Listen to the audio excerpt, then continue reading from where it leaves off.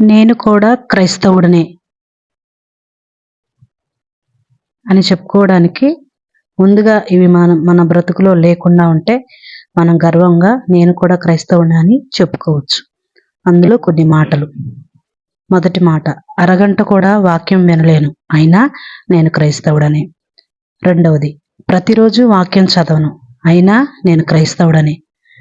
రోజుకొక గంట కూడా ప్రార్థించను, అయినా నేను క్రైస్తవుడని. క్రమంగా మందిరానికి వెళ్ళను, అయినా నేను క్రైస్తవుడని. సినిమాలు సీరియళ్లు చూస్తాను, అయినా నేను క్రైస్తవుడని. అబద్ధాలు బూతులు ఆడతాను, అయినా నేను క్రైస్తవుడని. మోహపు చూపులు చూస్తాను, అయినా నేను క్రైస్తవుడని. మోసం చేయడానికి వెనుకాడను, అయినా నేను క్రైస్తవుడని. ఆత్మఫలాల్లో ఏవీ నాలో లేవు, అయినా నేను క్రైస్తవుడని. నన్నేమైనా అంటే ఊరుకోను, అయినా నేను క్రైస్తవుడని. నేనింతే, నా బ్రతికింతే, నేను మారను, నేను మాట వినను అని అంటూ ఉంటారు, అయినా క్రైస్తవులుగానే ఉంటున్నారు.